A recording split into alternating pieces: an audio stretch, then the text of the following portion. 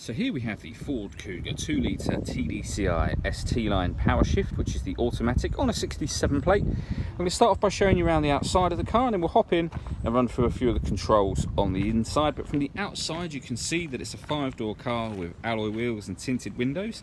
Let's start off inside the boot and then work our way around the rest of the car from there. Okay, so as we approach the back of the car, you'll see we have reversing sensors with those twin exhaust pipes. Loads of boot space as well, along with a 60/40 split folding rear seat. Okay, so we're just going to work our way back round to the front of the car now, and then we'll hop in and run through those controls. But now that we've done a full circle of the car, you can see not only is it great looking, but it's in wonderful condition the whole way around as well. Just briefly before we climb in, I think it's well worth seeing the interior from this exterior point of view. You get half leather seats. There's loads to run through on the dashboard, so let's hop in and we'll do that right now.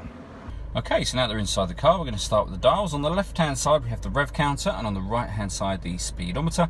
We have the fuel gauge in the middle, as you can see, and then above that, we have the trip computer, which includes the total miles on this car of 5,291.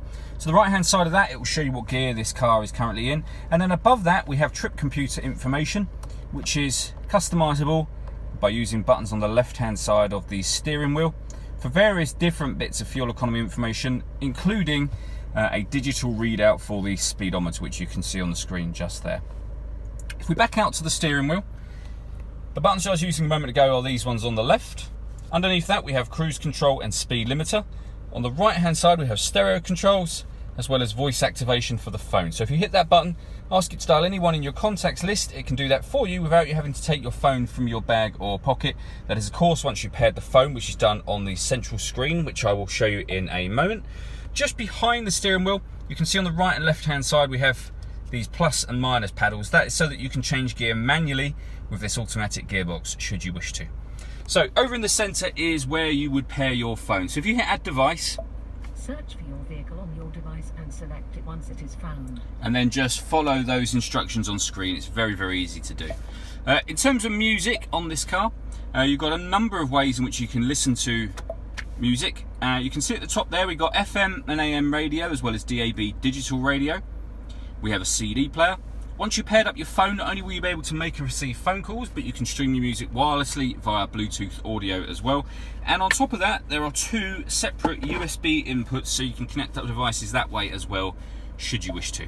So if we press the home button, that'll always take us back to the main menu. You can see this car has got satellite navigation.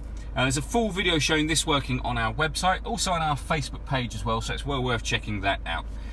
Working our way down from there, we have the volume for the stereo and the simple buttons for tuning and what have you. All of these can be done on the touchscreen should you wish to anyway. Then below that we have dual zone climate control. So you can adjust the temperature independently on either side of the car, fan speed up or down.